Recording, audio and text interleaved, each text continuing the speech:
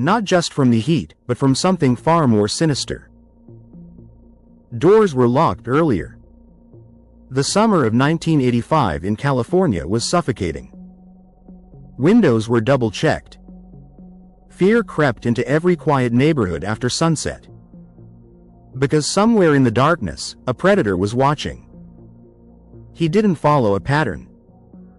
He didn't have a type. Young or old, rich or poor, it didn't matter. If you were home, you were a target. They called him the Night Stalker. And for months, no one could stop him. It started quietly. A break-in here.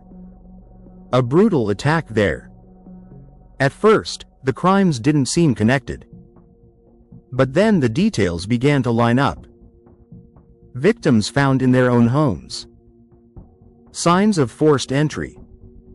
And a level of violence that chilled even the most hardened investigators. The killer struck at night, moving like a shadow, leaving behind terror and confusion. Los Angeles County became his hunting ground. The Night Stalker didn't just break into homes, he invaded lives. Survivors described a man with dark eyes, a cold presence, and an almost supernatural calm. He spoke to some victims. Taunted others. Sometimes, he forced them to swear allegiance to Satan before he decided their fate.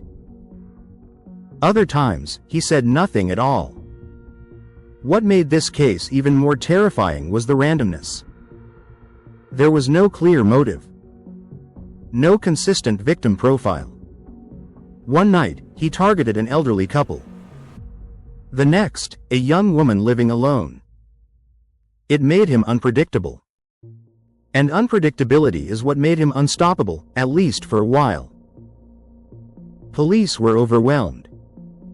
Different jurisdictions struggled to connect the dots.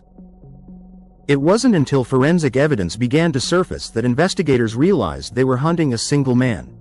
A shoe print became one of the first real clues. An uncommon brand, left behind at multiple crime scenes. It was a thread, thin but critical.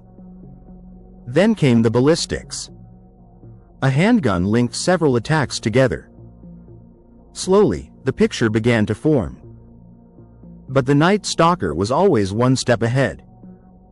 He moved quickly, changed locations, and left minimal evidence. Each night he remained free, the fear grew stronger. The media caught on, and soon the entire nation was watching. The name, Night Stalker, spread like wildfire. Panic followed. Gun sales rose. Neighborhood watch groups formed overnight. People armed themselves not just with locks and alarms, but with sheer desperation. In the middle of this chaos, one question haunted everyone. Who was he? As the investigation deepened, detectives began piecing together a psychological profile. The killer was likely a drifter. Someone familiar with the area but not rooted in it. Someone who thrived in darkness, both literally and mentally. There were hints of ritualistic behavior, suggesting something deeper than simple violence. And then, a break. A fingerprint lifted from a stolen car matched a known offender. A name finally surfaced. Richard Ramirez. A man with a troubled past, drifting between cities, leaving behind a trail of petty crimes that suddenly seemed far more ominous. But identifying him was only half the battle. Catching him was another story entirely. Before we go further, if you're into real stories that blur the line between reality and nightmare, make sure to subscribe to Shadow Files. Because cases like this don't just tell a story, they leave a mark. As Ramirez's identity became public, something unprecedented happened. His face was everywhere. On newspapers, television screens, police bulletins. The hunter had become the hunted. But even then, he didn't stop immediately. The attacks continued, each one adding urgency to the manhunt. Investigators raced against time, knowing that every day he remained free meant another potential victim. Then came the moment no one expected. It wasn't a dramatic police chase that ended it. It was the public. Ramirez returned to Los Angeles, unaware that his face was now burned into the minds of millions. When people recognized him, they didn't hesitate. A group of ordinary citizens chased him down, cornered him, and held him until police arrived. After months of terror, the Night Stalker was finally caught. But the story didn't end there. During the trial, Ramirez showed no remorse. He embraced the darkness that had defined his crimes. His behavior in court only deepened the public's fascination and horror. He became more than a criminal. He became a symbol of pure chaos, a reminder that evil doesn't always come with a warning. Now, let's talk about the clues that almost slipped through the cracks. The shoe print, for example, turned out to be from a rare brand that wasn't widely available.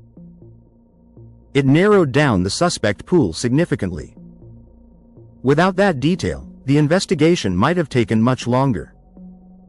Then there was the fingerprint. A single piece of evidence that connected multiple crimes and ultimately gave investigators a name. It's a chilling reminder of how even the smallest trace can unravel the biggest mystery. But perhaps the most overlooked clue was behavioral. The randomness of the attacks wasn't random at all. It reflected Ramirez's mindset. He wasn't targeting people. He was targeting opportunity. That insight helped investigators understand his movements and predict potential patterns. Still, some questions remain unanswered. Why did he choose such varied victims? Was it truly random, or was there a deeper logic only he understood? Some experts believe it was about control. Others think it was about chaos, creating fear on a massive scale rather than focusing on specific individuals. Another theory suggests that his crimes escalated as he sought more attention. The growing media coverage may have fueled his actions, pushing him to become more brazen, more violent, more unpredictable. And then there's the influence of his past. Ramirez had been exposed to violence and disturbing imagery at a young age. Some argue that this shaped his worldview, blurring the line between reality and fantasy. But others push back against that idea, pointing out that many people experience trauma without becoming killers. So where does responsibility truly lie? With his upbringing? His choices? Or something deeper within him that defies explanation? The Night Stalker case forces us to confront an uncomfortable truth. Not every crime has a clear reason. Not every monster has a simple origin story. Sometimes, the darkness just exists. And maybe that's what makes this case so unforgettable. Because it wasn't just about one man, it was about an entire city living in fear. It was about how quickly normal life can unravel when the unknown is lurking just outside your door. Even today, decades later, the story of the Night Stalker still sends chills down the spine. Not because of what happened, but because of what it represents. The idea that danger doesn't always announce itself. That it can slip through cracks, move silently, and strike when you least expect it. As we close this file, one thing is certain. The Night Stalker didn't just leave behind victims. He left behind a legacy of fear, a case that continues to haunt true crime history. If this story pulled you in, make sure to like, subscribe, and turn on notifications for Shadow Files. Because the next case might be even darker.